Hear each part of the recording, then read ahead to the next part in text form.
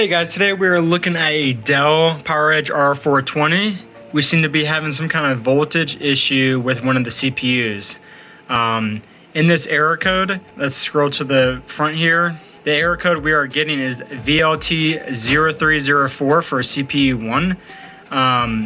That is some kind of voltage issue, so the CPU just might need to be reseated. Now keep in mind, to give you a little history, this CPU was upgraded in the server, both of them, so maybe when we put it in, we didn't seat it in properly. So let's go ahead and unplug the power to this unit, and we're going to open up the server, and I'm going to show you how we're going to reset the CPUs to make sure that is not the issue, and maybe it could be the board itself, the actual motherboard of the server. So hopefully it's not, and we just need to reset these CPUs.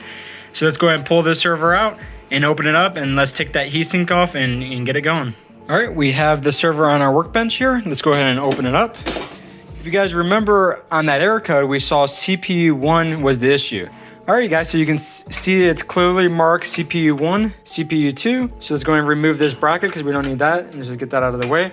So now let's go ahead and unscrew this first heatsink, and we're gonna reset that CPU. You're gonna go ahead and grab your Phillips screwdriver. We got it all unscrewed, so now let's go ahead and take the heatsink off. And you can see this thermal paste is actually really dried up. So let's go ahead. We're gonna wanna put new thermal paste on this anyway because we're opening it up. And as you can see, our CPU looks pretty well in there. Let's go ahead and open this up, and keep in mind, this is my personal server, or I would have a anti-static strap on just to help with anti-static. But like I said, this is my server, so it's not like a client or anything, so I don't really care if it gets fried. But everything looks okay. The pins, everything looks pretty well clean. So let's just reseat it here. Make sure it's firmly in there. And let's go grab some thermal paste.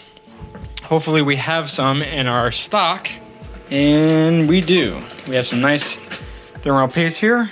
So let's go back to that server, and we're gonna grab some tissues, and we're gonna wipe the old thermal paste stuff off first. So let's clear that up, and then we'll put our new stuff on.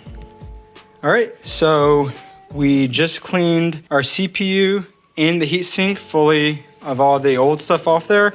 I just like using paper towels. I feel like they work the best. Now there's so many people thinking that they know the best way to do the thermal paste. To be honest, I just put usually a dab in the middle. Some people do a line, some people do 3 lines. But what I do is just a little bit there in the middle, and then actually use, if you get it, you get a little kind of spatula thing that you can just spread the thermal paste on the CPU a little bit.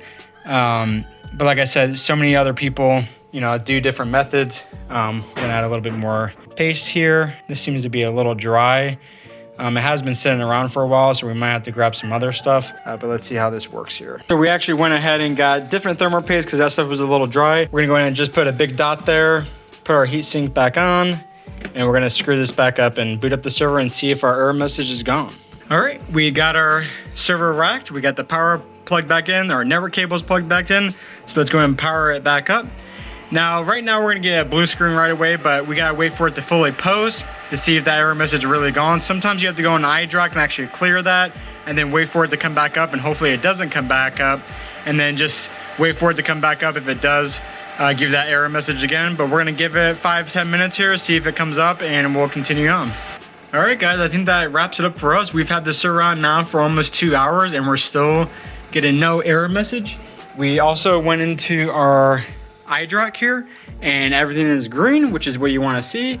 And we also went into the logs, and you can see these are the previous logs, but ever since we powered it back on, we've only had 1 log event, and that's it, and everything else is green. So that really, I think, solved our issue. I hope this is helpful, you guys, and I'll see you guys in the next video. Thanks.